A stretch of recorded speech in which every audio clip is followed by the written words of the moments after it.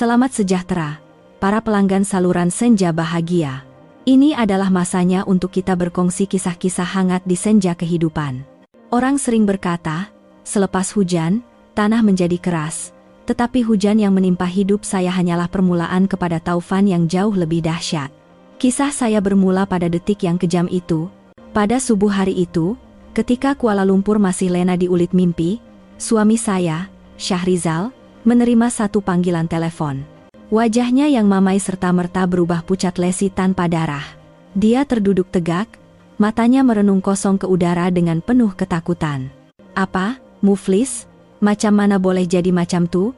Semua kontrak dibatalkan dan akaun syarikat dibekukan? Tak mungkin. Dia menjerit dengan suara yang nyaring karena panik, lalu melompat dari katil dan menekan telepon bimbitnya seperti orang gila. Dia menelepon rakan niaga, pihak bank, dan ketua akuntannya, tetapi yang dia terima hanyalah jawaban dingin, nada dering yang tiada harapan, dan penolakan yang terang-terangan. Syarikat pembinaan yang telah dia bina sepanjang hayatnya, kebanggaan terbesarnya, telah runtuh dalam sekelip mata. Untuk memahami bagaimana seorang CEO yang berjaya boleh terjerumus ke dalam tragedi sedemikian dalam sekelip mata, saya perlu membawa Anda kembali ke 3 hari sebelumnya. Kisah tentang malam yang hujan lebat dan satu panggilan telepon yang menentukan segalanya. Malam itu juga hujan turun. Hujan yang cukup lebat seakan-akan mahu membersihkan seluruh bandar raya, tetapi ia tidak mampu membersihkan parut lebam di tubuh saya, atau luka yang berdarah di dalam hati saya. Saya telah dipukul oleh suami saya, Syahrizal, seperti seekor binatang. Puncanya, hanya karena dia pulang dalam keadaan mabuk dan ternampak satu panggilan yang tidak dijawab daripada nomor yang tidak dikenali pada telepon bimbit saya. Dia terus dicengkam oleh rasa cemburu buta yang tidak masuk akal. Dia tidak memberi saya peluang untuk menjelaskan. Seperti binatang buas, dia menerkam, menarik rambut saya dan menghentak kepala saya ke dinding. Dia membuka tali pinggangnya dan melibas tubuh saya tanpa belas kasihan sambil menghamburkan kata-kata kesat yang tidak tergamak untuk diucapkan. Kau dah naik tocang ya? Aku bagi kau hidup senang, kau buat kerja tak senonoh di belakang aku. Saya meraung dan merayu, tetapi semakin saya merayu, semakin teruk pukulan yang saya terima. Mendengar bunyi bising, ibu mentua saya datang dari biliknya. Saya sangka dia akan meleraikan kami, tetapi tidak. Ibu mentua saya hanya berpeluk tubuh sambil memerhatikan, lalu dengan dingin dia berkata, biar dia ajar sikit, bagi sedar diri tuh. Dah jadi istri orang? Gatal nak jawab telepon jantan lain tengah malam buta. Para pelanggan sekalian, inilah wajah keluarga yang telah saya diami dan sabari selama 5 tahun. Seorang suami yang ganas dan seorang ibu mentua yang sentiasa menyebelahi kesalahan anaknya. Malam itu, setelah melepaskan geramnya, Syahrizal tidur mati. Saya pula meringkuk di lantai yang sejuk, mengerang kesakitan dan menanggung aib. Sambil melihat lebam-lebam biru yang mula timbul di lengan dan kaki, saya sadar saya tidak boleh hidup begini lagi. Jika saya terus berada di sini, suatu hari nanti saya mungkin akan mati dipukul. Buat pertama kalinya dalam 5 tahun, keinginan untuk melarikan diri dari neraka ini menjadi lebih kuat berbanding sebelumnya. Ketika Syahrizal dan ibu mentua saya tidur nyenyak, saya bangun secara senyap-senyap. Tanpa memasang lampu, saya meraba-raba dalam gelap, menyumbat beberapa helai pakaian ke dalam sebuah beg kecil. Saya tidak mengambil apa-apa barang berharga. Matlamat saya hanyalah untuk keluar dari tempat ini. Untuk kali terakhir, saya memandang Syahrizal. Lelaki yang pernah saya cintai itu sedang tidur dengan wajah yang tenang, dibuai arak. Wajahnya begitu berbeza dengan wajah syaitan sebentar tadi. Setitis air mata mengalir di pipi saya. Dengan tekad, saya berpaling, membuka pintu dengan senyap, dan melarikan diri ke dalam hujan. Saya menaiki bas lewat malam menuju ke satu-satunya tempat perlindungan saya, rumah keluarga saya di kampung. Keesokan paginya, apabila saya tiba di rumah dalam keadaan selekeh, ayah saya, Pak Kasim, seorang petani tua yang seumur hidupnya hanya tahu sawah dan bendang, melihat parut lebam di tubuh saya. Ayah tidak berkata apa-apa. Dia hanya masuk ke dalam rumah dan keluar semula. Mata ayah yang merah menyala dan kebisuan itu lebih menakutkan daripada sebarang kata-kata pujukan atau leteran. Kemudian, ayah mengeluarkan telepon lipat hitam putihnya yang lama dan menekan nomor yang dikenalinya. Nomor Syahrizal. Dari seberang talian, kedengaran suara Syahrizal yang masih mamai dan jengkel. Ayah, dengan suara yang luar biasa tenang tetapi sekeras keluli, berkata, "Syah, Mina ada di rumah ayah sekarang. Kenapa kamu buat anak ayah sampai jadi macam nih?" Saya menjangkakan Syahrizal akan takut dan memberi alasan. Tetapi tidak. Dari seberang talian, kedengaran ketawa yang angkuh dan satu ayat cabaran yang memusnahkan segalanya.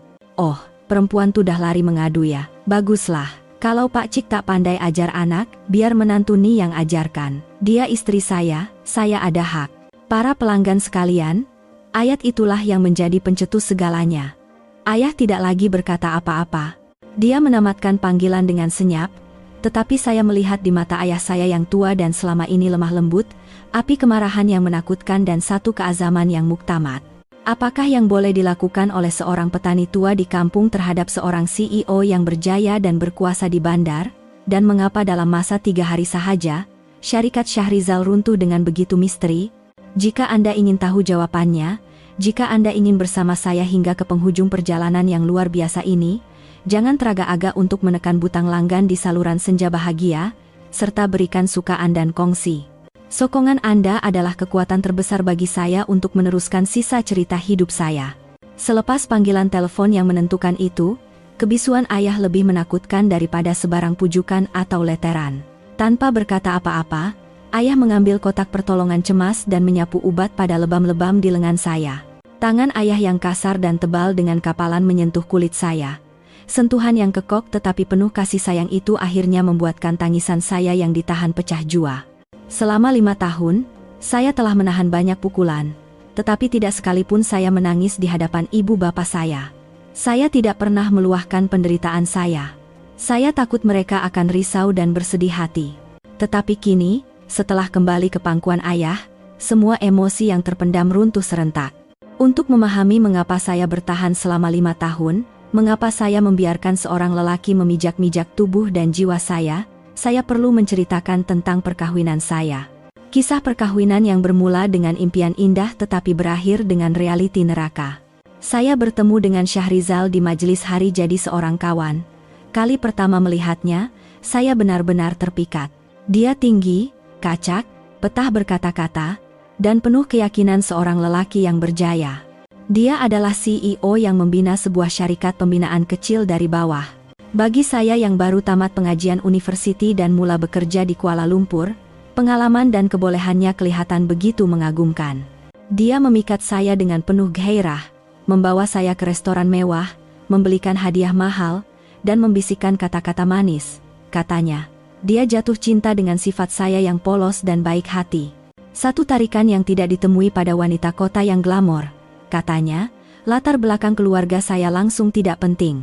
Asalkan saya berada di sisinya, dia berjanji akan membahagiakan saya seumur hidup tanpa kekurangan apa-apa. Saya percaya kata-katanya.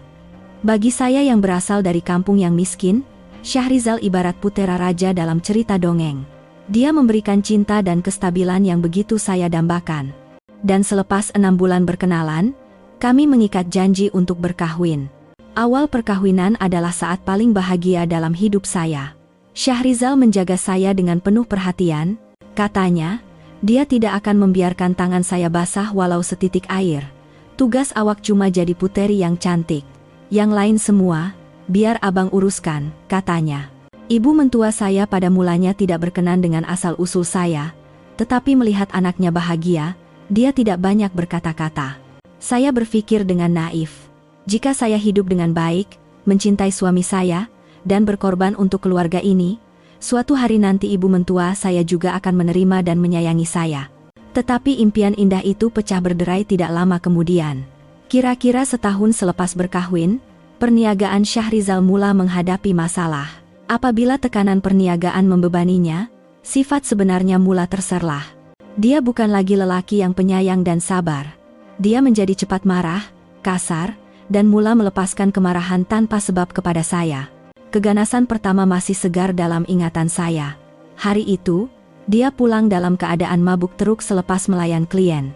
Hanya karena saya tidak sengaja memecahkan sebiji gelas, dia menampar pipi saya dengan kuat. Tamparan itu bukan saja menyakitkan secara fisikal, tetapi juga memberikan kejutan dan kekeliruan yang amat sangat. Saya tidak percaya lelaki yang berjanji untuk melindungi saya boleh memukul saya. Apabila sedar dari mabuknya, dia melutut di hadapan saya, menangis dan memohon maaf. Katanya dia terlalu mabuk, terlalu tertekan, hingga hilang kawalan. Dia bersumpah perkara seperti itu tidak akan berlaku lagi. Dan saya, yang masih terlalu mencintai suami saya, menjadi lemah hati dan memaafkannya. Tetapi, sekali sudah berlaku, ia akan berulang untuk kali kedua, ketiga, dan seterusnya sehingga tidak terkira. Kekerapan pukulan meningkat, dan alasannya menjadi semakin remeh. Suatu hari kerana gula yang saya masak tidak kena dengan seleranya. Suatu hari kerana saya pulang lewat beberapa menit dari kerja. Dan pada hari lain, kerana saya tidak menggosok kemeja yang akan dipakainya. Apa sahaja perkara kecil yang tidak disukainya, dia akan jadikannya sebagai alasan untuk melakukan keganasan. Rumah banglo mewah itu menjadi neraka bagi saya. Setiap hari saya hidup dalam ketakutan, tidak tahu bila kemarahannya akan meletus. Saya coba berubah. Saya melakukan segalanya untuk menggembirakannya. Saya berhenti kerja dan menumpukan sepenuh masa menguruskan rumah tangga. Saya berharap pengorbanan saya dapat menenangkannya. Tetapi kesabaran saya hanya membuatnya semakin besar kepala. Dan yang paling membuat saya putus asa ialah sikap ibu mentua saya. Ibu mentua tahu segalanya, melihat segalanya, tetapi tidak pernah sekalipun dia menegur anaknya. Sebaliknya, dia melindungi dan menyokong tingkah laku ganasnya. Apabila saya dipukul dan meminta pertolongannya, dia akan berkata dengan acuh tak acuh, "Alah, orang lelaki memanglah ada masa barannya. Dia pukul sebab dia sayang awaklah tu, mesti awak ada buat salah atau tak pandai jaga hati suami. Sebab tu dia marah. Jadi istri, kenalah banyak bersabar. Awak ingat ayah mentua saya dulu tak macam tu." Saya diam saja tak melawan. Ibu mentua menyalahkan segalanya pada saya. Kerana saya tidak pandai mengambil hati suami, kerana saya kekok, kerana saya banyak bercakap. Dia mengubah saya daripada mangsa menjadi pesalah. Dia membuat saya rasa seolah-olah saya layak dipukul. Perkawinan saya menjadi neraka. Saya didera secara fisikal dan mental. Saya kehilangan semua keyakinan dan harga diri. Berkali-kali saya terfikir untuk bercerai, tetapi saya takut dengan cemuhan masyarakat, dan takut ibu bapa saya di kampung akan malu dan bersedih hati. Dan jauh di sudut hati saya, masih ada secebis harapan bahwa suatu hari nanti Syahrizal akan berubah, kembali menjadi lelaki yang saya cintai. Tetapi selepas 5 tahun berlalu, harapan itu semakin pudar. Yang tinggal hanyalah parut lebam yang semakin bertambah di tubuh dan hati yang semakin kebas menahan sakit. Untuk memahami mengapa saya bertahan begitu lama, mengapa saya dibelenggu rasa rendah diri, saya perlu menceritakan tentang keluarga saya, tentang asal-usul saya yang sentiasa dipandang rendah dan dihina oleh suami dan ibu mentua saya. Saya dilahirkan dan dibesarkan di sebuah kampung terpencil di Perak. Dengan tanah yang tidak seberapa subur dan cuaca yang mencabar, penduduknya membanting tulang di bendang sepanjang tahun. Ibu bapak saya juga begitu. Mereka adalah petani yang jujur dan lurus, yang seumur hidup hanya mengenali kerbau, bajak, dan sawah padi yang kering. Masa kecil saya penuh dengan debu tanah. Di bawah terik matahari, saya membantu ibu bapa mengutip hasil padi dan mencabut ubi keledek. Saya tidak mempunyai anak patung cantik atau pakaian berwarna-warni seperti kawan-kawan sebaya. Mainan saya adalah batu-batu kecil dan ranting kering, dan kegembiraan terbesar saya ialah apabila mendapat beberapa puluh sen untuk membeli es krim atau gula-gula. Walaupun miskin, ibu bapak saya sentiasa berusaha memberikan yang terbaik untuk saya. Mereka bekerja hingga membongkok tulang, menyimpan uang sedikit demi sedikit agar saya dapat meneruskan pelajaran. Ayah selalu berkata, "Biarlah kita saja yang susah. Ayah tak mahu hidup anak ayah susah macam ni juga. Belajar sajalah satu-satunya jalan untuk keluar dari kampung ni, nak." Saya tidak menghampakan harapan ibu bapak saya. Saya belajar bersungguh-sungguh dan berjaya mendapat tempat di sebuah universiti di Kuala Lumpur. Pada hari saya menerima surat tawaran, seluruh kampung datang mengucapkan tahniah. Ayah, yang selalunya pendiam dan tegas, buat pertama kalinya memeluk saya dengan erat. Matanya bergenang. Saya tahu itu adalah air mata kegembiraan dan kebanggaan. Pada hari saya berangkat ke Kuala Lumpur, ayah menjual lembu, harta paling berharga dalam keluarga, untuk menampung yuran pengajian dan perbelanjaan awal saya. Ayah yang menghantar saya ke stesen bus memberikan segumpal uang yang berlipat-lipat ke tangan saya dan hanya berkata, "Belajar rajin-rajin, nak." Jaga diri baik-baik di sana. Bayangan ayah saya yang tua, memakai jaket coklat lusuh, berdiri kaku sehingga bas yang saya naiki hilang dari pandangan, tidak pernah lekang dari ingatan saya sepanjang zaman university. Pakaian lusuh ayah adalah alasan terbesar untuk saya hidup dengan lebih gigih. Apabila saya jatuh cinta dengan Syahrizal dan memutuskan untuk berkahwin, ibu bapak saya pada mulanya sangat risau.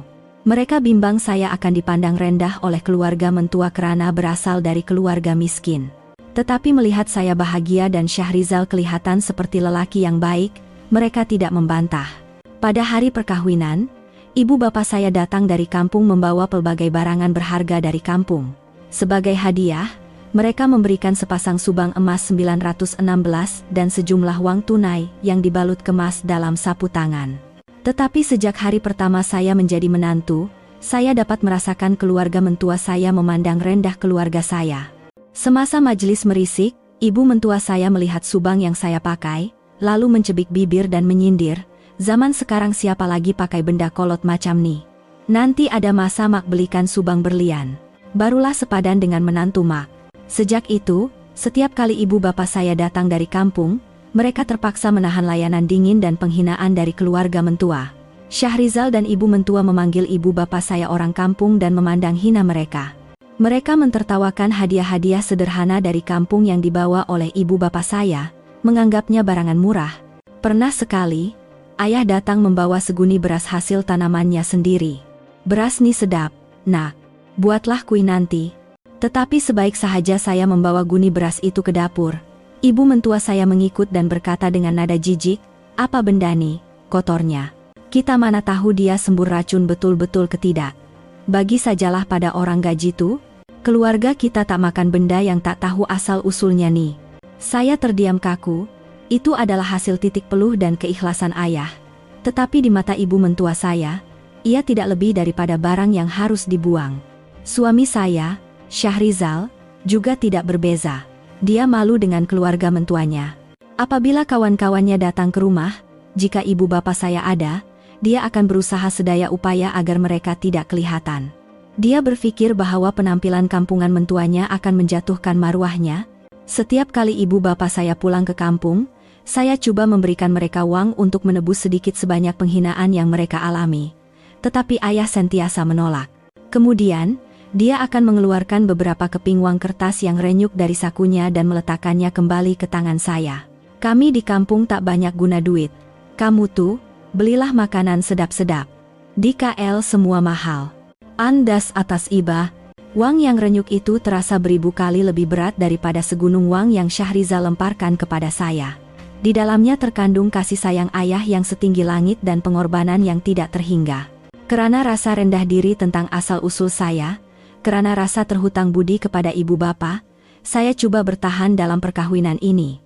Saya berusaha menjadi istri yang baik, menantu yang taat. Saya berharap pengorbanan saya akan mengubah pandangan keluarga mentua terhadap saya dan keluarga saya. Saya berharap jika saya patuh, Syahrizal akan lebih menyayangi saya dan ibu bapak saya juga akan dilayan dengan lebih baik. Tetapi saya silap. Kesabaran saya hanya membuat mereka semakin besar kepala.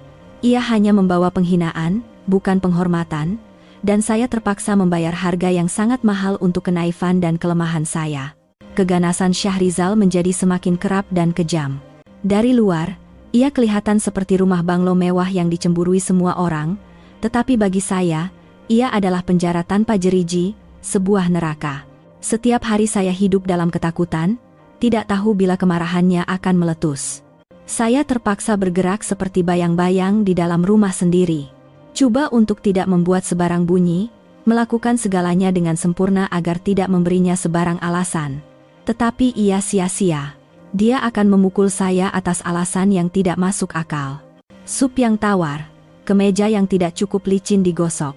Suatu hari, karena saya terlalu letih dan tertidur di sofa, apa sahaja perkara kecil yang tidak disukainya, dia akan jadikannya sebagai alasan untuk melepaskan kemarahan.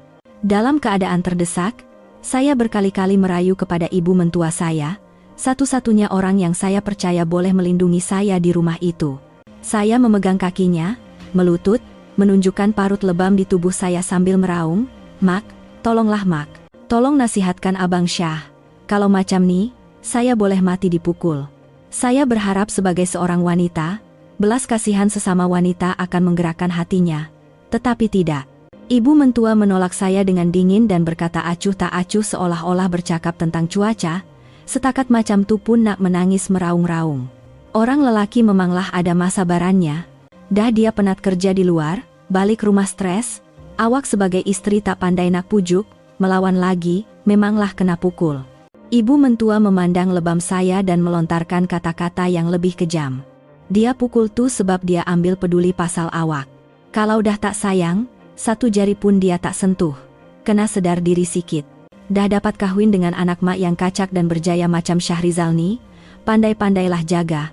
Bukan asyik buat dia marah sampai dia keluar rumah. Nanti menyesal pun tak guna. Kata-kata ibu mentua bagaikan air sejuk yang memadamkan sisa-sisa harapan terakhir saya.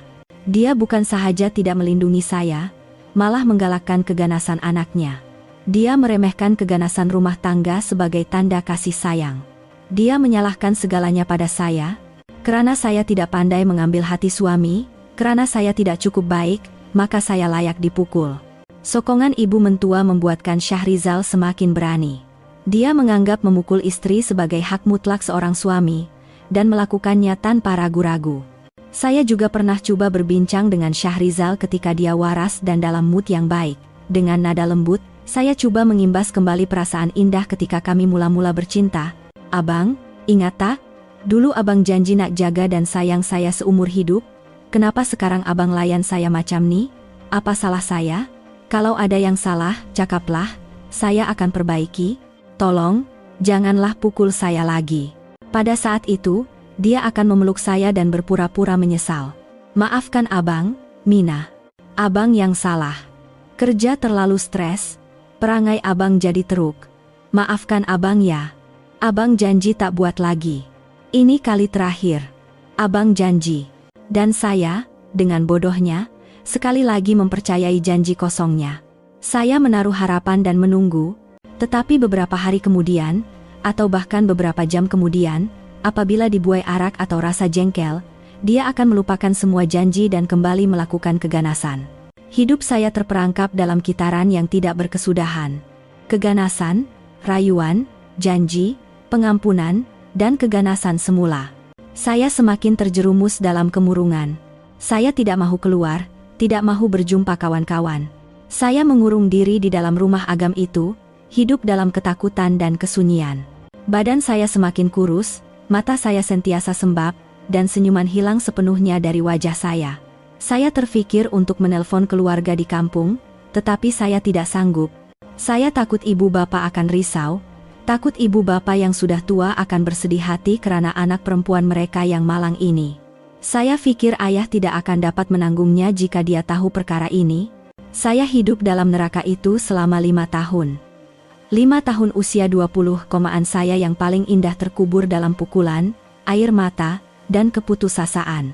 Saya hampir kehilangan semua harapan untuk hidup, dan saya tahu, jika tiada satu tamparan terakhir yang muktamad, saya mungkin tidak akan pernah dapat keluar dari lumpur itu dan akhirnya akan ditelan sepenuhnya. Dan tamparan muktamad itu datang pada malam hujan yang menentukan. Malam itu juga hujan turun. Hujan yang cukup lebat seakan-akan mahu membersihkan seluruh bandar raya, tetapi ia tidak mampu membersihkan parut lebam di tubuh saya atau luka yang berdarah di dalam hati saya. Saya telah dipukul oleh suami saya, Syahrizal, seperti seekor binatang. Puncanya, hanya kerana dia pulang dalam keadaan mabuk dan ternampak satu panggilan yang tidak dijawab daripada nombor yang tidak dikenali pada telepon bimbit saya. Dia terus dicengkam oleh rasa cemburu buta yang tidak masuk akal. Dia tidak memberi saya peluang untuk menjelaskan. Seperti binatang buas, dia menerkam, menarik rambut saya dan menghentak kepala saya ke dinding. Dia membuka tali pinggangnya dan melibas tubuh saya tanpa belas kasihan sambil menghamburkan kata-kata kesat yang tidak tergamak untuk diucapkan. Kau dah naik tocang ya? Aku bagi kau hidup senang, kau buat kerja tak senonoh di belakang aku. Saya meraung dan merayu, tetapi semakin saya merayu, semakin teruk pukulan yang saya terima. Mendengar bunyi bising, ibu mentua saya datang dari biliknya. Saya sangka dia akan meleraikan kami, tetapi tidak. Ibu mentua saya hanya berpeluk tubuh sambil memerhatikan, lalu dengan dingin dia berkata, Biar dia ajar sikit, bagi sedar diri tuh. Dah jadi istri orang, gatal nak jawab telepon jantan lain tengah malam buta. Para pelanggan sekalian, inilah wajah keluarga yang telah saya diami dan sabari selama 5 tahun. Seorang suami yang ganas dan seorang ibu mentua yang sentiasa menyebelahi kesalahan anaknya. Malam itu, setelah melepaskan geramnya, Syahrizal tidur mati. Saya pula meringkuk di lantai yang sejuk, mengerang kesakitan dan menanggung aib. Sambil melihat lebam-lebam biru yang mula timbul di lengan dan kaki, saya sadar saya tidak boleh hidup begini lagi. Jika saya terus berada di sini, suatu hari nanti saya mungkin akan mati dipukul. Buat pertama kalinya dalam 5 tahun, keinginan untuk melarikan diri dari neraka ini menjadi lebih kuat berbanding sebelumnya. Ketika Syahrizal dan ibu mentua saya tidur nyenyak, saya bangun secara senyap-senyap. Tanpa memasang lampu, saya meraba-raba dalam gelap, menyumbat beberapa helai pakaian ke dalam sebuah beg kecil. Saya tidak mengambil apa-apa barang berharga. Matlamat saya hanyalah untuk keluar dari tempat ini. Untuk kali terakhir, saya memandang Syahrizal. Lelaki yang pernah saya cintai itu sedang tidur dengan wajah yang tenang, dibuai arak. Wajahnya begitu berbeza dengan wajah syaitan sebentar tadi. Setitis air mata mengalir di pipi saya. Dengan tekad, saya berpaling, membuka pintu dengan senyap, dan melarikan diri ke dalam hujan. Hujan malam yang sejuk menampar wajah saya, tetapi saya tidak merasa sejuk. Hati saya sudah beku sepenuhnya. Tanpa menoleh ke belakang, saya terus berlari. Saya takut jika saya berhenti, saya akan diseret kembali ke neraka itu. Saya tiba di perhentian bus berdekatan dan meringkuk di bangku yang sejuk. Saya buntu, tidak tahu kemana harus pergi. Di bandar besar ini, saya tiada seorang pun kawan untuk bergantung. Untuk pulang ke rumah ibu bapa, saya takut akan menyusahkan mereka. Di tengah-tengah kota raya yang besar ini, saya berasa keseorangan. Tiba-tiba, saya terfikir ada satu tempat yang boleh saya tuju, tempat perlindungan terakhir saya, rumah keluarga saya di kampung. Di sana, ada ayah dan emak. Di sana, saya mungkin dapat mencari ketenangan walaupun untuk seketika. Saya menunggu sehingga bus pertama tiba, lalu menaiki bus menuju ke terminal bus ekspres. Saya membeli sekeping tiket bus malam ke kampung halaman. Sambil duduk di dalam bus, memandang cahaya lampu kota yang semakin menjauh, hati saya bergelora. Ada rasa lega seperti terlepas dari sangkar. Tetapi pada masa yang sama, ada rasa takut akan masa depan yang tidak menentu. Apa yang akan berlaku esok? Dengan muka apa saya harus bertemu ibu bapa? Bus malam itu bergerak, membawa saya semakin jauh dari perkawinan neraka saya. Di luar tingkap, titisan hujan yang melekat di cermin membuatkan cahaya lampu jalan kelihatan kabur. Hidup saya juga terasa seperti air hujan itu, gelap, sejuk, dan tidak tahu arah tuju. Keesokan paginya, bus tiba di simpang kampung. Saya turun dari bus dan menghirup udara subuh kampung yang segar dalam-dalam. Bau tanah, bau padi masak, bau asap dari dapur kayu, segalanya begitu akrab dan menenangkan. Berjalan di jalan kampung yang biasa, pelbagai perasaan bermain di pikiran. Sudah berapa lama saya tidak pulang ke kampung? Saya menolak pintu pagar yang berkeriut dan melangkah masuk. Halaman rumah yang biasa, dengan pokok bunga kertas yang sentiasa dijaga emak. Saya sudah pulang, tetapi ini bukan kepulangan yang menggembirakan, sebaliknya satu pelarian yang memalukan. Emak yang melihat saya terkejut seketika, lalu segera berlari memeluk saya. Saya tidak dapat menahan diri lagi. Saya menyembamkan muka ke bahu emak yang kurus dan menangis teresak-esak seperti kanak-kanak. Segala kesedihan, penderitaan, dan ketakutan yang saya alami selama 5 tahun melimpah keluar bersama air mata. Emak juga turut menangis. Emak memeluk saya erat, mengusap rambut saya yang kusut dengan tangannya yang kasar. "Anakku, kenapa jadi sampai macam nih, nak? Dah sampai rumah, tak apa, semua akan baik-baik saja." Tetapi apabila tangan emak secara tidak sengaja menyentuh lengan saya mengerang kecil menahan sakit. Emak segera menyelak lengan baju saya, dan tergama melihat lebam-lebam biru dan bekas libasan yang jelas kelihatan pada kulit saya yang putih. "Ya Allah, apa semua nih?" Suara emak bergetar. Emak seolah-olah tidak percaya dengan apa yang dilihatnya. "Syahrizal, dia yang pukul kamu." Saya tidak menjawab, hanya mengangguk sambil tersak-esak. Emak terdiam, lalu menarik saya ke dalam pelukannya dan menangis lebih kuat daripada saya. "Kejamnya, kenapa ada orang sejahat tuh? Kenapa kamu tanggung semua nih sorang-sorang tak beritahu mak ayah? Nak, bodohnya anak aku nih. Pada masa itu, ayah, Pak Kasim, yang dari tadi berdiri kaku di ambang pintu, perlahan-lahan mendekati kami. Wajah ayah yang selalunya tenang dan letih kelihatan tegang tanpa emosi. Matanya merah menyala. Ayah tidak memandang saya, tetapi merenung tajam pada luka-luka di tubuh saya. Kedua-dua tangannya yang besar dan kasar hasil kerja bendang digenggam erat hingga buku jarinya memutih. Ayah tidak berkata apa-apa. Tidak bertanya, tidak memujuk, tidak memarahi. Dia hanya berpaling dan masuk ke dalam. Kebisuan itu lebih menakutkan daripada sebarang kata-kata. Ia seperti ketenangan sebelum ribut besar melanda. Saya tahu, di dalam hati ayah, kemarahan yang dahsyat sedang ditahan. Emak memapah saya masuk ke dalam rumah. Dia membawa air suam dan tuala, mengelap muka saya sambil mengeluh.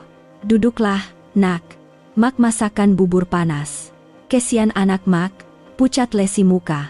Saya duduk di pangkin yang biasa, memandang sekeliling rumah kecil ibu bapak saya. Semuanya masih sama.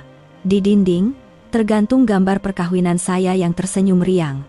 Melihat gambar itu, hati saya sakit semula. Mengapa kebahagiaan itu begitu singkat dan sementara? Tidak lama kemudian, ayah keluar dari bilik. Ayah tidak memandang saya, sebaliknya terus menuju ke meja batu lama di halaman belakang, tempat biasa dia minum teh. Ayah duduk dan mengeluarkan sebatang rokok dari sakunya dan menyalakannya. Dia menyedut dalam-dalam, lalu menghembus asap kelabu. Ayah jarang merokok, dia hanya akan merokok apabila pikirannya benar-benar kusut dan runsing. Saya tahu ayah sedang sangat menderita. Penderitaan seorang ayah yang melihat anaknya dilayan lebih teruk daripada binatang. Rasa tidak berdaya seorang petani tua yang seumur hidupnya hanya tahu mengusahakan tanah. Suami saya, Syahrizal, adalah seorang CEO kaya yang berjaya di bandar. Bagaimana mungkin ayah dapat menuntut keadilan untuk anaknya? Saya memandang belakang ayah yang bongkok, diselubungi rasa bersalah. Sepatutnya saya tidak pulang. Saya hanya menambahkan beban di bahu ayah yang sudah sedia berat. Tetapi pada masa itu, ayah bangun. Dia memadamkan rokoknya dan masuk semula ke dalam rumah. Kali ini, tangannya tidak kosong. Dia memegang sebuah telepon lipat hitam putih yang lama. Wajah ayah tidak lagi menunjukkan penderitaan atau rasa tidak berdaya. Sebaliknya, terpancar satu keazaman yang dingin, satu riak wajah yang tegas dan menakutkan yang belum pernah saya lihat sebelum ini. Ayah duduk di hadapan meja kecil di ruang tamu dan meletakkan telepon itu.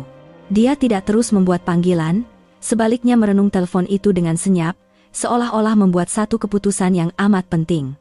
Emak yang keluar dari dapur membawa bubur, melihat keadaan itu dan bertanya dengan cemas. Abang nak buat apa tuh? Biar saya yang cakap dengan budak tuh. Nihal budak-budak. Awak masuk ke dalam, potong ayah. Suaranya rendah dan serak, tidak membenarkan sebarang bantahan. Biar saya yang selesaikan. Emak memandang ayah, kemudian memandang saya, tidak dapat menyembunyikan rasa risaunya. Tetapi akhirnya, dia diam dan masuk ke dalam. Emak tahu, jika ayah sudah membuat keputusan, tiada siapa yang dapat mengubahnya. Rumah kembali sunyi. Hanya saya dan ayah. Saya meletakkan mangkuk bubur panas di tangan saya. Tekak saya tidak dapat menelannya. Seluruh perhatian saya tertumpu pada ayah dan telepon lama di atas meja.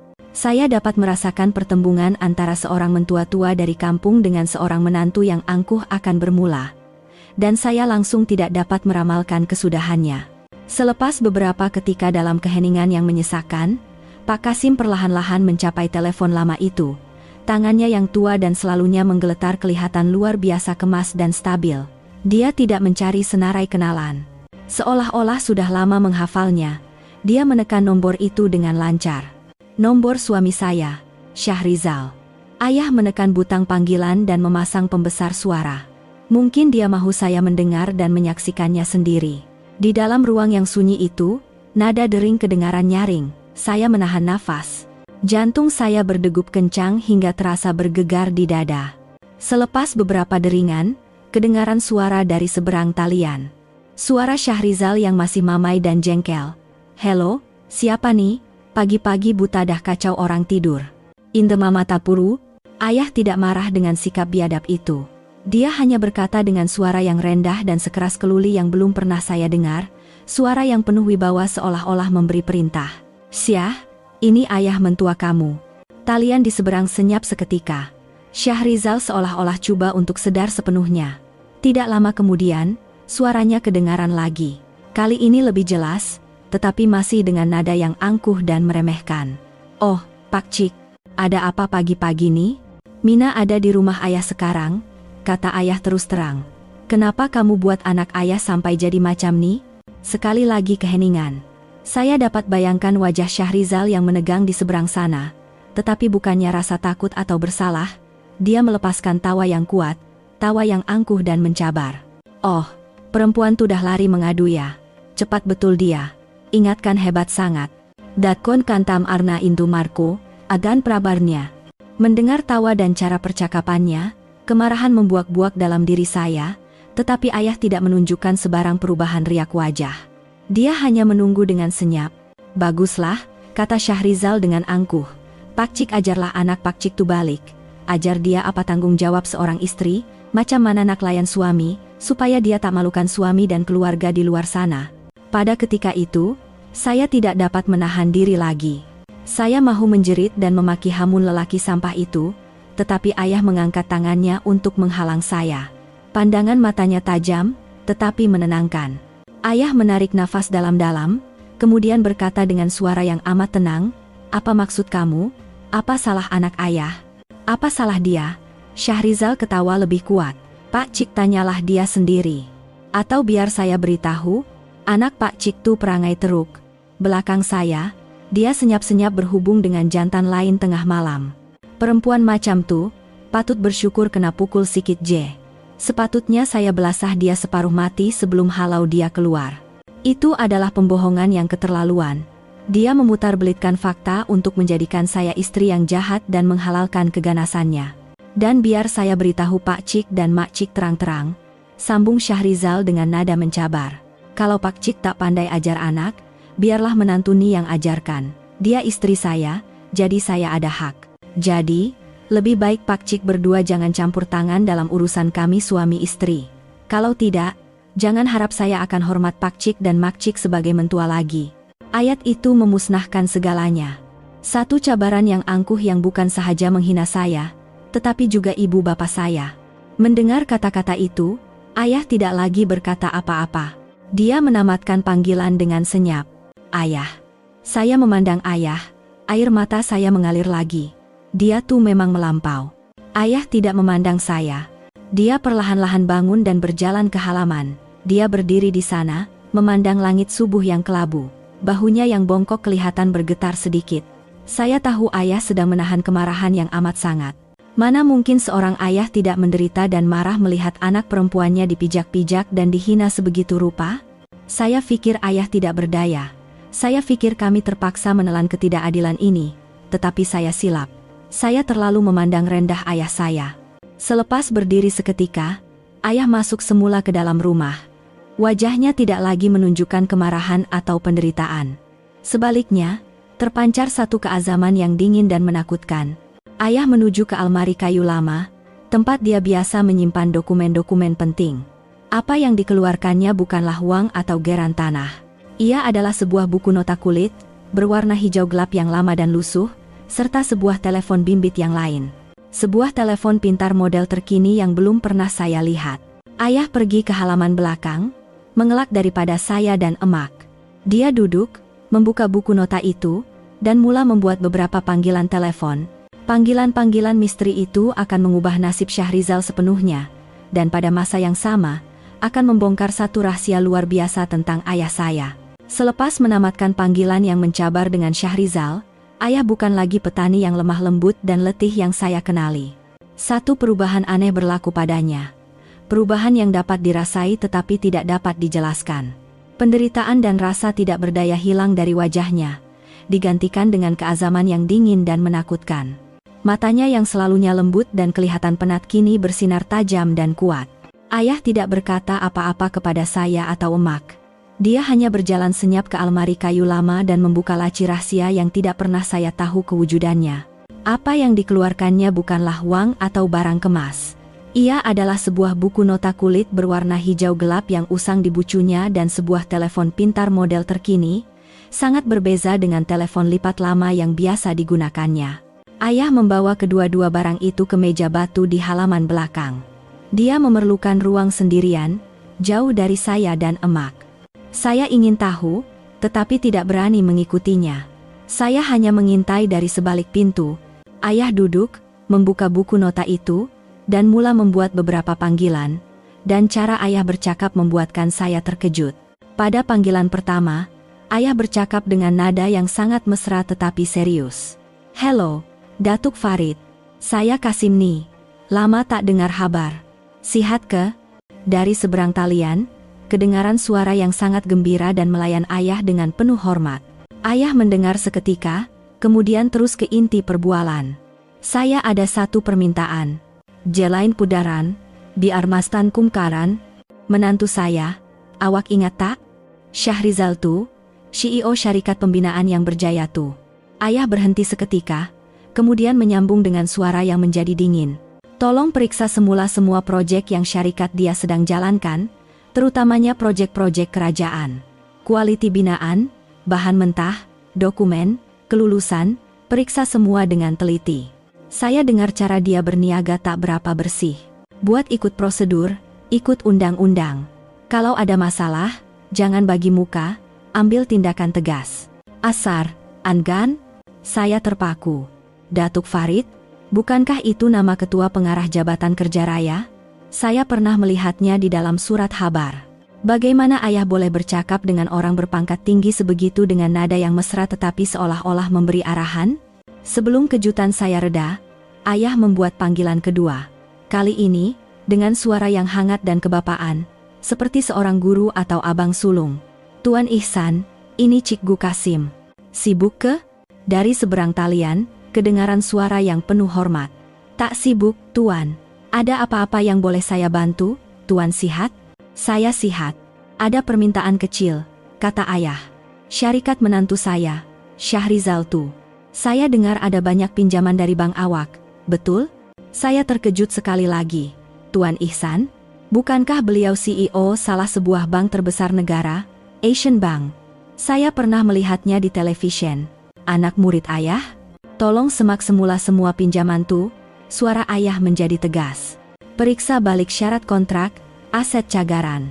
Kalau ada apa-apa yang tak telus atau keupayaan membayar balik diragui, ambil tindakan ikut peraturan. Kalau perlu, minta pembayaran awal pun boleh. Orang berniaga, kena utamakan keselamatan bank." Panggilan ketiga, keempat, dan kelima menyusul.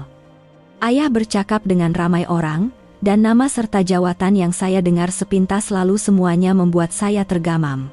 Seorang pegawai tinggi lembaga hasil dalam negeri, editor sebuah akhbar ekonomi terkemuka, dan bahkan seorang individu dengan suara berwibawa yang ayah panggil Jenderal Bakar, yang kelihatan seperti seorang jenderal berpangkat tinggi yang telah bersara.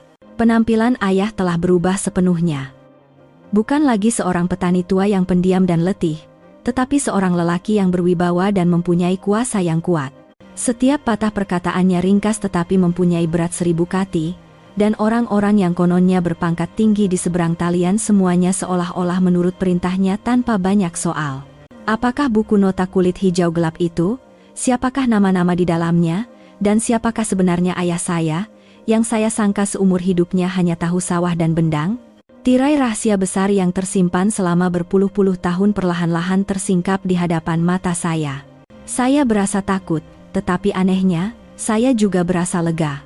Saya tahu, ribut yang sebenar baru saja bermula, dan kali ini, orang yang perlu menanggungnya bukanlah saya, tetapi Syahrizal dan keluarganya. Selepas selesai membuat semua panggilan misteri itu, ayah duduk diam di halaman belakang untuk seketika. Dia menyalakan sebatang rokok lagi dan menyedutnya dalam-dalam. Asap rokok kelabu bertebaran di udara subuh, tetapi ia tidak dapat menyembunyikan keletihan dan penderitaan yang terpancar di mata ayah. Menggunakan semula hubungan lama dan kembali kepada dirinya yang berkuasa di masa lalu pastinya satu pilihan yang terpaksa bagi ayah. Saya tidak berani mengganggu ayah dan masuk ke dalam rumah dengan senyap. Pikiran saya penuh dengan persoalan yang tidak terjawab. Melihat wajah saya yang bingung, emak datang dan memegang tangan saya. Jangan risau sangat, nak. Ayah kamu tuh tahu apa yang dia buat. Mak, panggil saya dengan suara bergetar. Siapa ayah sebenarnya? Macam mana ayah boleh kenal orang macam ketua pengarah JKR atau CEO bank? Mereka semua macam hormat sangat pada ayah. Emak mengeluh panjang, seolah-olah mahu menceritakan kisah yang telah lama terpendam. Emak menyuruh saya duduk di pangkin, lalu perlahan-lahan membuka mulut. Sudah sampai masanya kamu tahu siapa ayah kamu yang sebenar, Mina. Karanggung Timati, dan emak menceritakan satu kisah kepada saya. Kisah tentang masa lalu ayah yang penuh kepahlawanan tetapi diselubungi kesenyapan, kisah yang tidak pernah saya bayangkan walaupun dalam mimpi. Secara mengejutkan, Pak Kasim bukanlah seorang petani biasa. Walaupun dilahirkan dan dibesarkan di kampung ini, pada usia 18 tahun, dia menyertai tentara. Dengan kepintaran, keberanian, dan kepimpinan yang luar biasa, ayah tidak lama kemudian terpilih untuk menyertai unit khas, Kor Risik di Raja. Ayah kamu, kata emak dengan nada bangga, adalah seorang kolonel. Walaupun tidak pernah keluar di surat kabar, dia telah terlibat dalam banyak operasi rahasia yang sangat penting untuk keselamatan negara. Dia hidup dengan pelbagai identiti dan berkali-kali berdepan dengan maut. Pada masa itu, ayah kamu membina banyak hubungan dan memimpin serta melatih ramai pegawai muda. Datuk Farid, Tuan Ihsan, dan yang lain-lain yang ayah kamu hubungi tadi, semuanya adalah rakan sepasukan lama atau anak-anak buah yang dilatih sendiri oleh ayah kamu. Mereka pernah melalui hidup dan mati bersama ayah kamu, berkongsi waktu-waktu yang paling sukar. Hubungan mereka bukan sekadar rakan sekerja biasa, tetapi ikatan yang sangat mendalam dan kukuh seperti adik-beradik dan guru dengan murid. Mangga kanan palanu, tukanku mangga tanti. Selepas negara benar-benar stabil, sambung emak, ayah kamu boleh terus berkhidmat dalam tentera dan naik pangkat lebih tinggi, atau berpindah ke agensi kerajaan yang penting. Ramai rakannya berbuat begitu, tetapi ayah kamu menolak. Kenapa? Tanya saya terkejut. Sebab dia terlalu penat, kata emak dengan pandangan sedih. Hidup dalam dunia yang penuh bahaya, perhitungan, dan penipuan telah menghabiskan terlalu banyak tenaganya. Ayah kamu cakap pada mak, dia dah cukup berbakti pada negara. Sisa hidupnya, dia hanya mahu hidup biasa dan tenang, mengusahakan tanah, mahu menjaga istri dan anak. Ayah kamu tak mahu anaknya membesar dalam persekitaran yang penuh dengan kuasa dan kerumitan. Dia takut kalau kamu tahu siapa dia, kamu akan bergantung padanya dan tidak berusaha sendiri. Kini, semuanya menjadi jelas. Mengapa ayah memilih kehidupan yang begitu sunyi? Ayah telah melepaskan semua kehormatan, kedudukan, dan kuasa untuk memberikan saya zaman kanak-kanak yang normal, kehidupan yang tidak dibayangi oleh kehebatannya. Pengorbanan ayah terlalu besar. Habis itu, buku nota kulit itu apa, Mak? Tanya saya. Itu buku yang mengandungi senarai kenalan rakan-rakan lamanya. Jelas emak. Mereka berjanji, tidak kira di mana atau apa yang mereka lakukan, mereka tidak akan melupakan zaman perjuangan bersama dan akan saling membantu apabila dalam kesusahan. Selama berpuluh-puluh tahun ini, ayah kamu tidak pernah sekalipun mengeluarkan buku itu. Dia tidak mahu menyusahkan sesiapa. Tetapi hari ini, demi kamu, demi anak perempuan yang paling disayanginya, dia telah melanggar janji itu. Saya duduk terdiam. Air mata saya mengalir lagi. Tetapi kali ini, bukan air mata penghinaan. Ia adalah air mata kebanggaan dan kesyukuran. Saya bukan anak petani miskin. Saya adalah anak seorang pahlawan yang telah mendedikasikan hidupnya untuk negara dan mengorbankan semua kemuliaannya demi ketenangan anaknya. Saya memandang belakang ayah yang bongkok di halaman. Jaket coklat yang lusuh itu tidak dapat menyembunyikan semangat seorang tentara yang tidak pernah tunduk di hadapan ketidakadilan. Saya faham segalanya. Saya faham sumber kekuatan misteri ayah. Dan saya juga tahu bahwa Syahrizal telah melakukan kesilapan terbesar dalam hidupnya. Dia bukan memukul seorang wanita yang lemah. Dia telah memijak-mijak anak seorang pahlawan, dan harganya pasti akan dibayar dengan sangat mahal. Setelah mengetahui rahasia besar ayah, ketakutan di dalam hati saya hilang sepenuhnya. Sebaliknya, yang ada hanyalah ketenangan yang aneh dan kepercayaan mutlak terhadap ayah saya yang hebat. Saya tidak lagi bertanya apa-apa. Saya hanya diam di sisi ibu bapak saya, menunggu. Menunggu ribut yang telah ayah cetuskan secara senyap itu melanda kepala orang yang telah memberikan saya begitu banyak penderitaan. Dan ribut itu tidak datang dengan guruh dan kilat. Ia datang dengan tekanan yang senyap tetapi menyesakkan. Jaring yang tidak kelihatan, yang ditenun daripada beberapa panggilan telepon seorang tentara tua, mula mengetat. Sehari selepas panggilan yang menentukan itu, di Kuala Lumpur, Syahrizal masih mabuk dengan perasaan kemenangan karena telah mengajar mentuanya yang dianggap kolot itu. Dia pasti berpikir, apa yang boleh dilakukan oleh orang tua dari kampung terhadapnya? Dia pergi ke pejabat seperti biasa, bertemu dengan rakan niaga, dan mengimpikan proyek-proyek besar serta keuntungan yang lumayan. Tetapi, isyarat aneh yang pertama muncul. Syarikat pembinaan besar yang merupakan klien utama proyek pembangunan Bandar Baharu yang sedang dikendalikan oleh Syarikat Syahrizal, mengadakan mesyuarat tergempar. Dalam mesyuarat itu, mereka memaklumkan bahwa hasil pemeriksaan kualiti mengejut mendapati Syarikat Syahrizal menggunakan bahan binaan yang tidak memenuhi piawaian yang ditetapkan dalam kontrak. Secara spesifik, simen yang digunakan mempunyai kekuatan yang lebih rendah dan besi yang lebih nipis. Ini adalah pelanggaran serius yang boleh menjejaskan keselamatan bangunan. Syahrizal terpaku. Dia tahu itu benar. Mencuri bahan di tapak bina adalah taktik biasa yang digunakannya untuk memaksimumkan keuntungan. Tetapi selama ini, semuanya berjalan lancar berkat rangkaian kenalan yang telah dibinanya dan duit kopi yang diberikannya. Mengapa kali ini pemeriksaan dilakukan dengan begitu teliti tanpa sebarang amaran? Dia coba memberi alasan dan memujuk seperti biasa. Tetapi kali ini sikap klien sangat tegas. Mereka bukan sahaja menuntut ganti rugi penuh dari Syarikat Syahrizal, tetapi juga membatalkan kontrak secara sebelah pihak dan mengumumkan akan melaporkan secara rasmi kepada Jabatan Kerja Raya tentang kecuaian dan amalan tidak beretika Syarikat Syahrizal.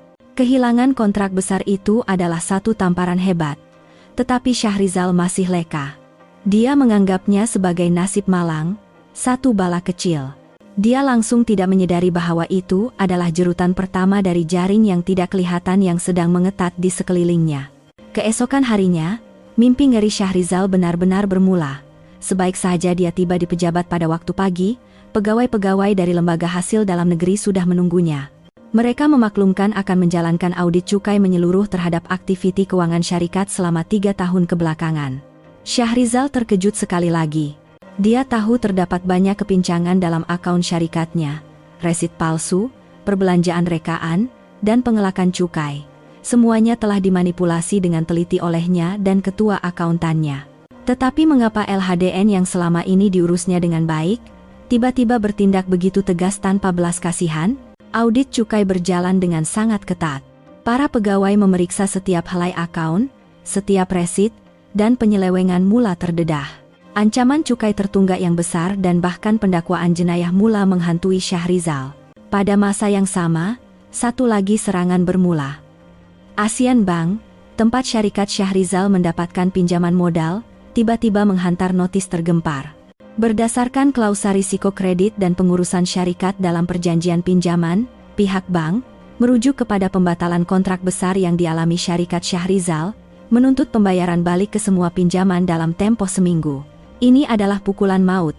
Syarikat pembinaan seperti milik Syahrizal sentiasa memerlukan aliran tunai yang besar. Dalam keadaan semua sumber pendapatan tersekat, permintaan untuk membayar balik hutang yang besar serta-merta adalah seperti hukuman mati. Syahrizal menelepon Tuan Ihsan, yang selama ini dibinanya hubungan baik dengan uang dan usaha yang banyak, tetapi yang dia terima hanyalah suara dingin setiausaha. Maaf, Tuan Ihsan sedang bermesyuarat dan tidak dapat dihubungi. Jaring yang tidak kelihatan itu mengetat dari segenap arah. Rakan-rakan niaga utama mula membatalkan kontrak satu persatu, mempersoalkan kredibiliti syarikatnya. Bank menuntut hutang, dan LHDN mencekiknya.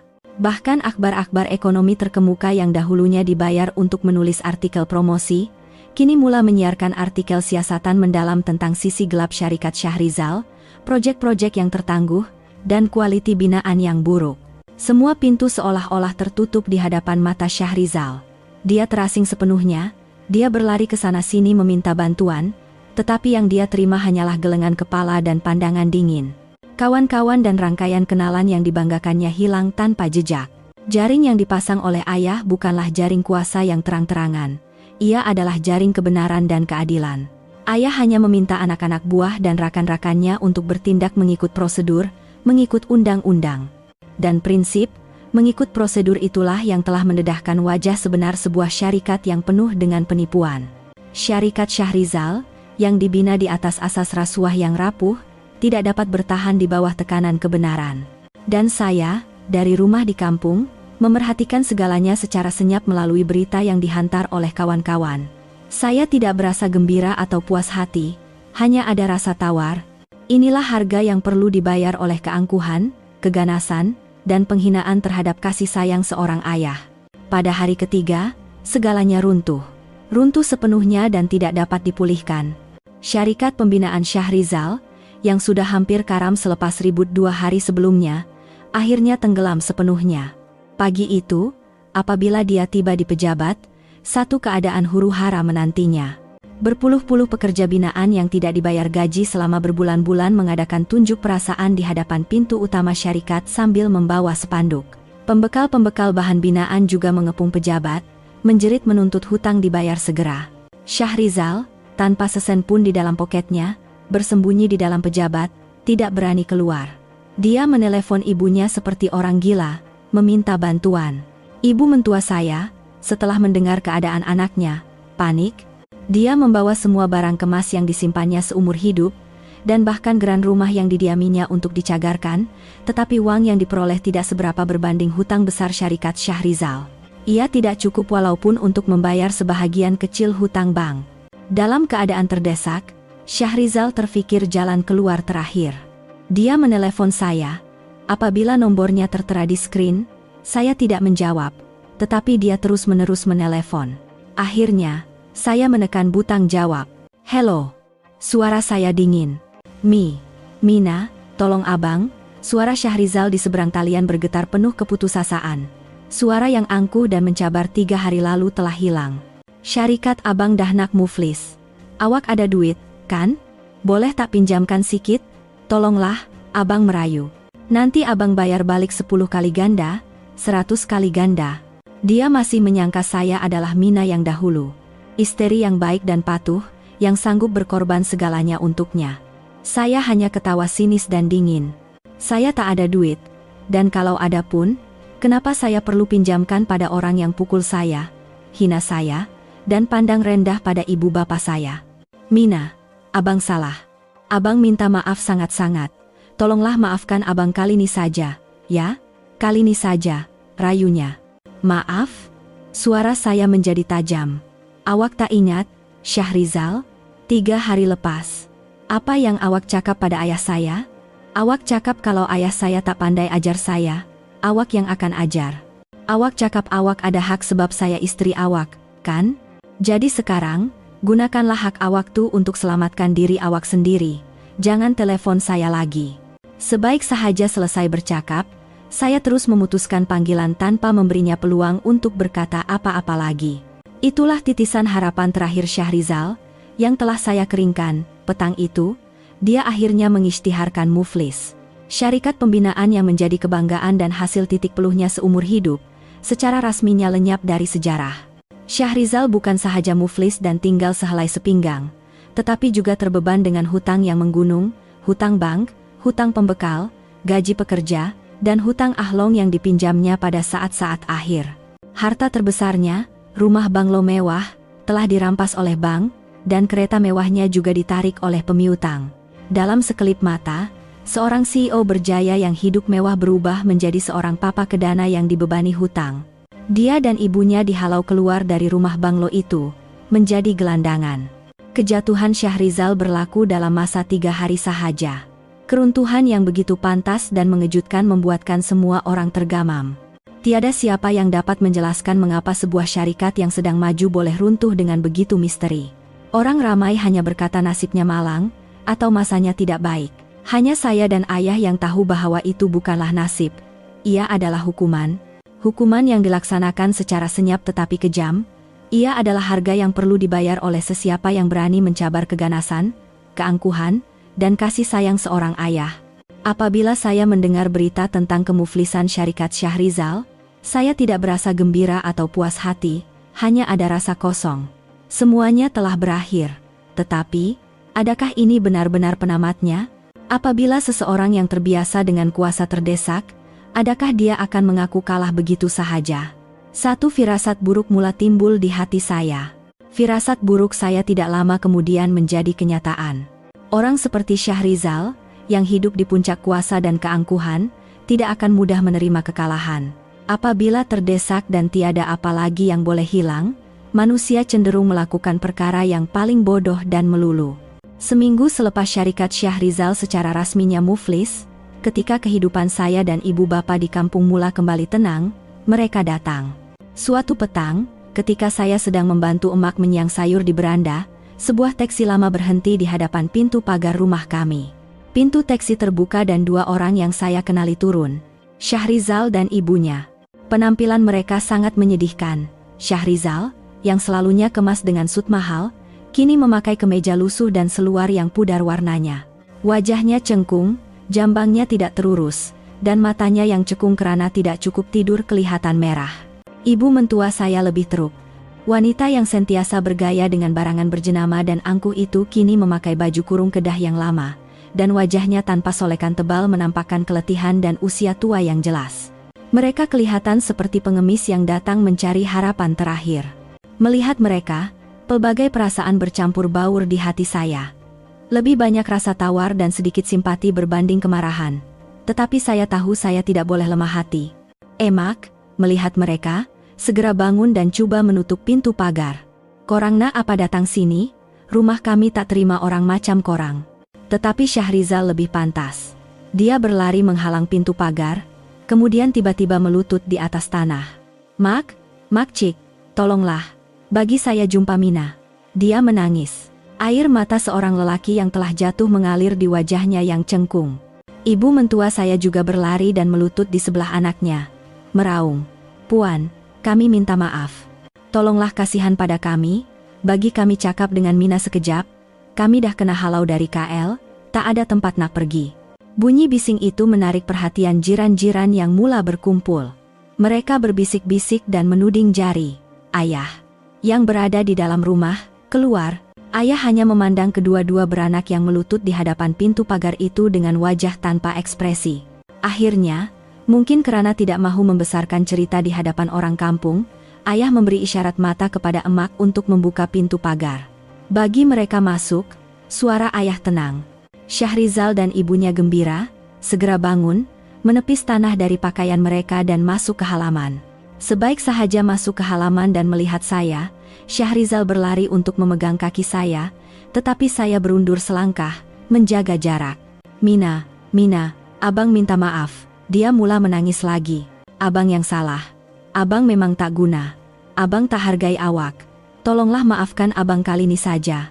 Boleh tak? Boleh tak kita mula balik?" Ibu mentua saya juga menyampuk dengan tergesa-gesa. "Ya, Mina. Semua ni salah Mak. Mak yang tak baik, layan kamu dengan teruk. Tolonglah maafkan Syahrizal dan Makni. Baliklah pada kami. Anak Mak tak boleh hidup tanpa kamu." Mereka melakonkan drama simpati yang sempurna. Air mata dan kata-kata maaf yang sayu. Jika saya adalah saya yang dahulu, mungkin hati saya akan goyah dan percaya bahwa mereka benar-benar insaf. Tetapi saya yang sekarang berbeza. Saya memandang mereka dengan mata yang dingin, tanpa sedikit pun rasa goyah. Dengan beberapa titis air mata dan beberapa patah perkataan maaf, "Awak fikir awak boleh hapuskan semua yang awak dah buat?" kata saya dengan suara yang sangat tenang. "Awak tahu tak, lebam di badan saya mungkin dah hilang, tapi parut di hati saya tak akan sembuh seumur hidup. Karena aran katam kasinie." Tak, Mina." Syahrizal cepat-cepat menafikan. Abang betul-betul menyesal. Abang dah hilang segalanya. Syarikat, rumah, duit, tak ada apa-apa lagi. Sekarang, yang abang ada cuma awak. Awak satu-satunya harapan abang." "Ah, jadi itu sebabnya? Dia datang mencari saya bukan karena benar-benar insaf, bukan karena cinta. Tetapi karena dia telah kehilangan segalanya, dan dia pikir saya adalah tali hayat terakhir yang boleh dia berpaut." "Saya tak faham," sambung Syahrizal dengan suara keliru. "Macam mana semua ni boleh runtuh sekelip mata? Dalam masa 3 hari saja. Macam ada tangan gaib yang kawal semuanya. Saya cuma tak bernasib baik, Mina. Sangat tak bernasib baik. Tolonglah, teman abang lalui masa sukar ni. Kalau ada awak abang boleh bangkit semula. Tak bernasib baik? Saya ketawa sinis. Awak betul-betul pikir ini semua sebab nasib malang, Syahrizal. Mereka masih tidak tahu apa-apa. Mereka dengan naifnya percaya bahwa kejatuhan mereka hanyalah kerana takdir. Mereka tidak pernah terfikir bahwa orang yang memasang jaring gaib itu adalah petani tua yang kelihatan naif di hadapan mereka. Rayuan dan tangisan mereka berlarutan hampir sejam. Mereka merayu atas dasar ikatan suami istri, kemudian mengugut tentang masa depan saya. Kalau awak tinggalkan saya, awak pun susah nak kahwin lagi nanti. Siapa nak perempuan yang dah janda? Tetapi semuanya sia-sia. Hati saya telah beku sepenuhnya. Ibu bapak saya juga hanya berdiri diam, membiarkan saya menyelesaikan perkara ini sendiri. Akhirnya, menyadari semua usaha mereka sia-sia, mereka terpaksa pulang dengan kegagalan dan keputusasaan. Selepas taksi yang mereka naiki hilang dari pandangan, saya terduduk di kerusi. Seluruh tenaga saya hilang. Pertembungan ini lebih meletihkan daripada sebarang pukulan yang pernah saya terima. Tetapi saya tahu ini adalah sesuatu yang perlu dilakukan. Saya perlu memotongnya dengan tegas untuk memulakan hidup baru. Saya pikir selepas kegagalan hari itu, Syahrizal dan ibunya akan berundur. Tetapi tidak. Terdesak, mereka menjadi lebih tidak tahu malu dan melulu. Beberapa hari kemudian, mereka datang lagi. Kali ini, bukan hanya merayu, tetapi membuat kecoh sehingga satu kampung dengar. Ibu mentua saya duduk di hadapan pintu pagar rumah kami, meraung dan mengadu kepada orang kampung. Mereka cerita sedih kononnya saya adalah menantu tidak tahu diuntung yang melarikan semua harta mentua dan membuang suami seperti kain buruk apabila dia dalam kesusahan. Bahkan dia menuduh saya bersekongkol dengan orang luar untuk menjatuhkan suaminya, dan menggunakan ilmu hitam untuk memusnahkan perniagaan anaknya. Kebohongan yang tidak masuk akal itu membuatkan kampung yang tenang itu mula bergolak. Orang kampung mula memandang saya dan keluarga saya dengan pandangan yang berbeza. Ada yang percaya, ada yang tidak, tetapi bisikan semakin kuat. Saya rasa marah dan terhina hingga hampir gila. Saya mahu berlari keluar dan mendedahkan wajah sebenar wanita itu di hadapan semua orang. Tetapi ayah menghalang saya. Biarkan saja, kata ayah dengan tenang. Kita tak boleh tutup mulut semua orang. Lagi kita layan, lagi menjadi-jadi orang macam tu. Diam saja. Nanti kebenaran akan bersuara sendiri. Itu Handik 56, dan ayah memutuskan bahwa sudah tiba masanya untuk meletakkan titik noktah terakhir dalam drama ini. Ayah menelepon Syahrizal, memanggil dia dan ibunya ke rumah untuk berbincang kali terakhir. Pertemuan terakhir itu berlaku pada suatu petang. Tiada lagi kekecohan, tiada lagi air mata. Hanya kami berempat duduk berhadapan di ruang tamu. Ayah, yang duduk di kerusi utama, tidak memarahi atau menyalahkan. Dia hanya membancuh teh dengan tenang dan menuangkannya ke dalam cawan kami masing-masing. Sikapnya tenang dan berwibawa, bukan seperti seorang petani yang berhadapan dengan seorang CEO dan istrinya dari bandar. Syahrizal dan ibu mentua duduk berhadapan dengan wajah yang penuh ketegangan dan kerisauan. Mereka tidak tahu hukuman apa yang akan dijatuhkan oleh lelaki tua di hadapan mereka. Selepas selesai menuang teh, ayah perlahan-lahan membuka mulut. Suaranya tidak kuat, tetapi mempunyai berat yang aneh, yang membuatkan ruang itu terasa beku. Saya bagi kamu masa 5 tahun, ayah berkata tanpa memandang Syahrizal, sebaliknya memandang cawan teh di hadapannya. 5 tahun untuk kamu layan anak saya dengan baik. Syahrizal tersentak dan memandang ayah. Masa saya serahkan anak saya pada kamu? Saya dah cakap. Keluarga kami miskin, tak ada apa-apa nak bagi. Harta paling besar yang saya ada cuma anak perempuan saya seorang. Saya percaya kamu akan hargai, sayangi, dan lindungi dia. Saya berharap kamu akan bagi dia hidup yang bahagia. Ayah berhenti seketika, menghirup tehnya, lalu menyambung. Suaranya menjadi sedikit rendah. Tapi kamu gagal. Kamu bukan saja tak bagi dia kebahagiaan, tapi cuma penderitaan dan air mata. Kamu pukul dia, hina dia, pijak-pijak cinta dan pengorbanan dia. Sebagai seorang ayah, kamu pikir saya boleh diam saja tengok anak saya dilayan macam tu? Barulah ayah mengangkat kepala dan memandang tepat ke mata Syahrizal.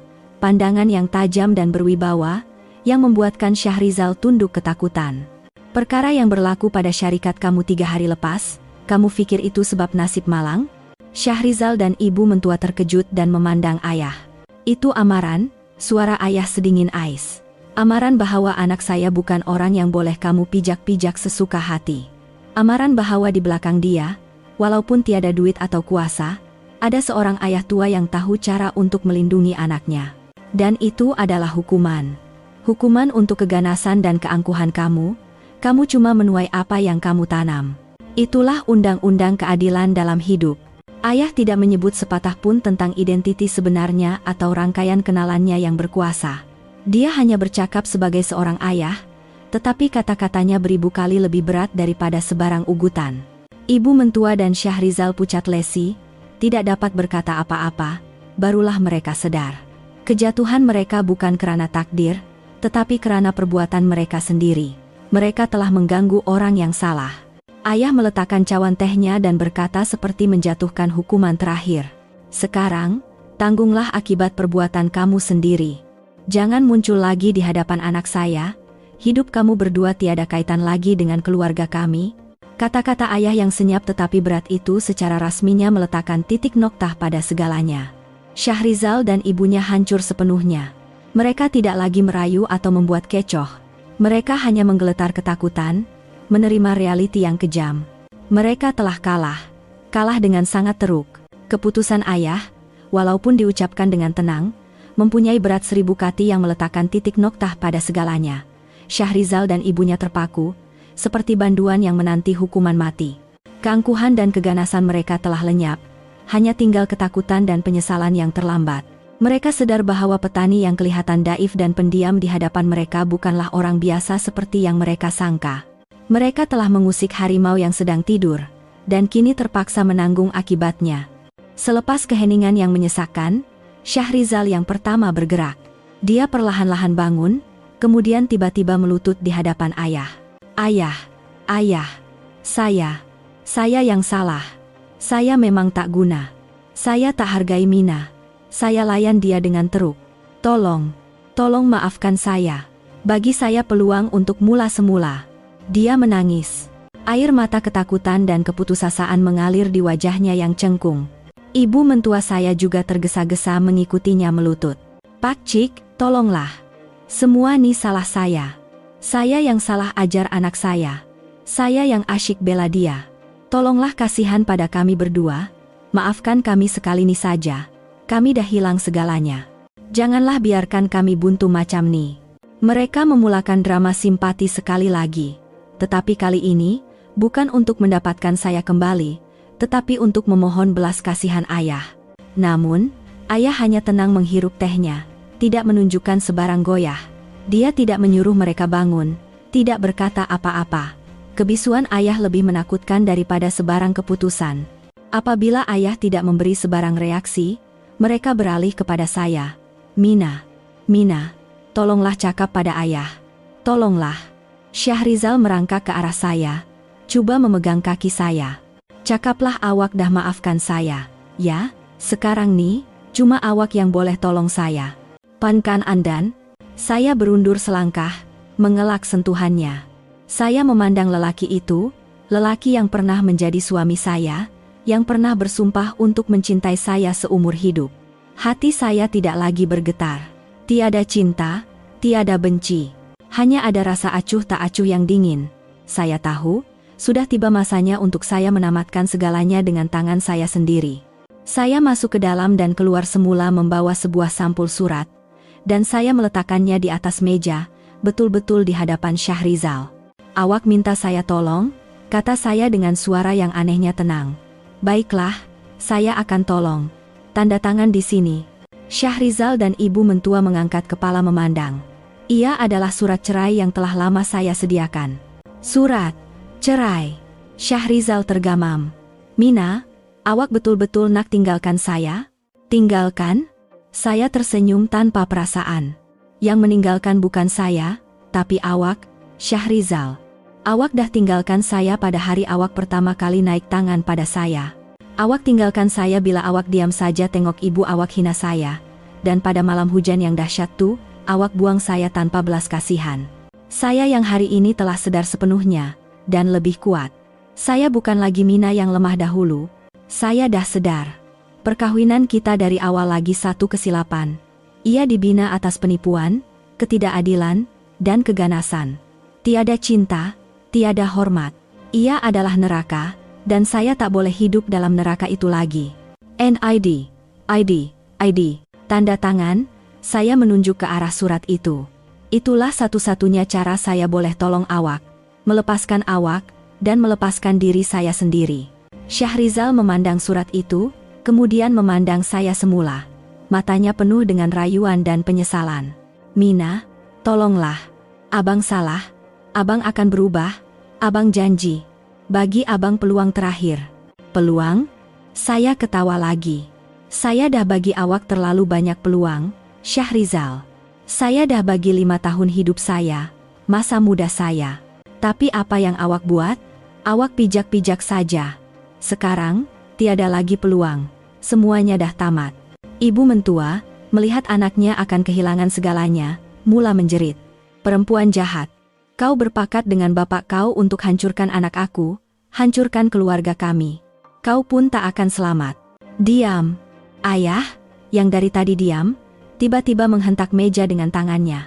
Bunyi yang kuat itu membuatkan kedua-dua beranak itu terkejut dan terdiam.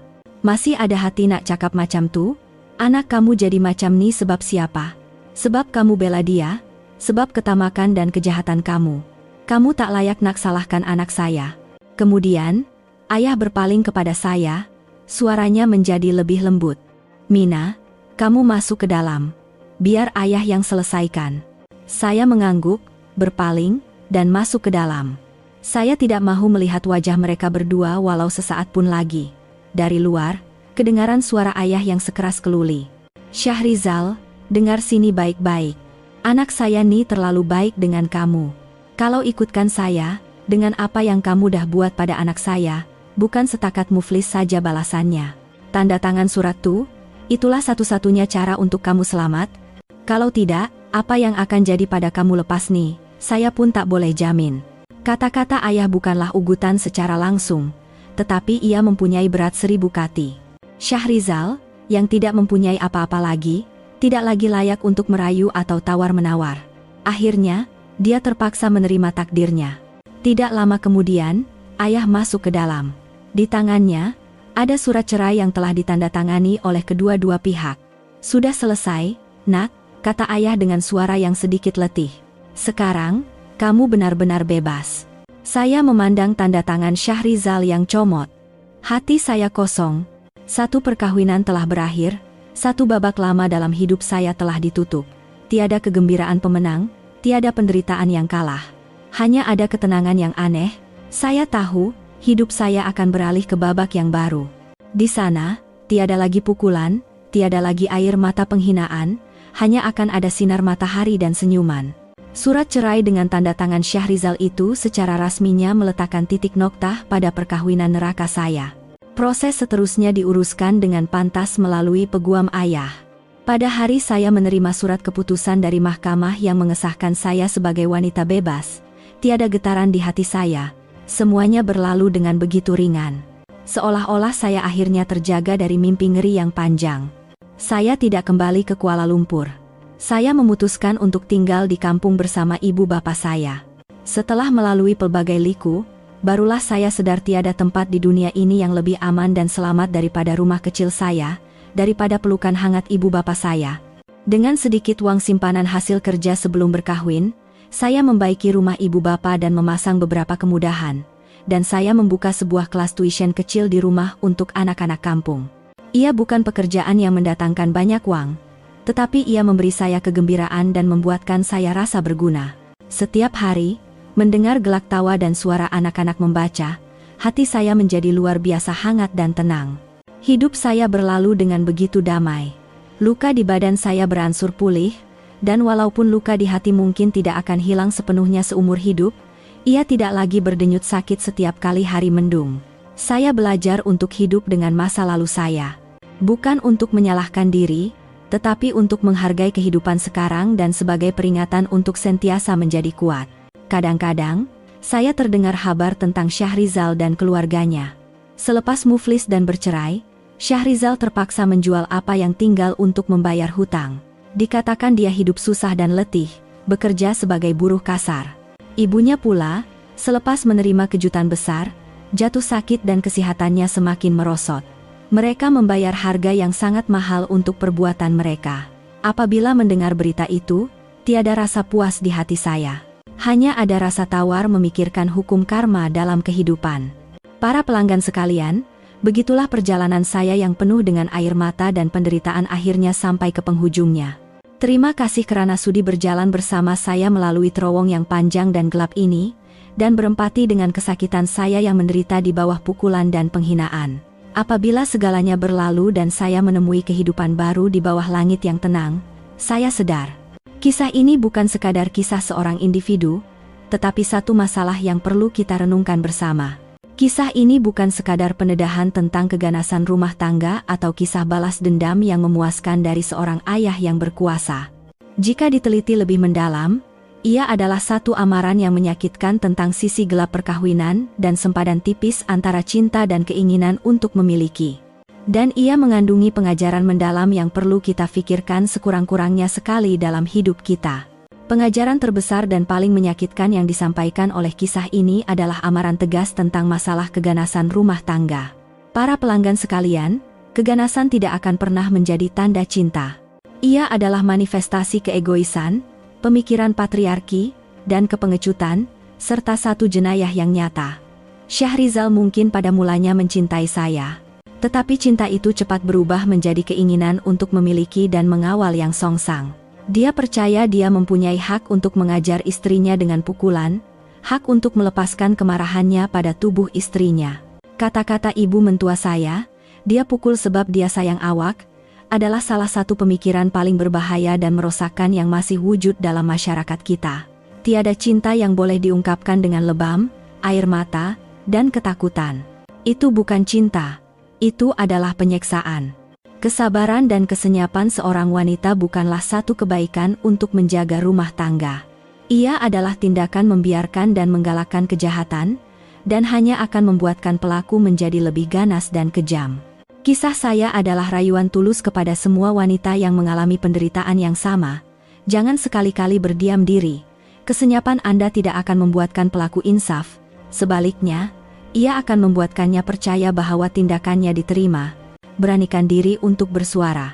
Dapatkan bantuan daripada keluarga, kawan, pertubuhan sosial, dan undang-undang.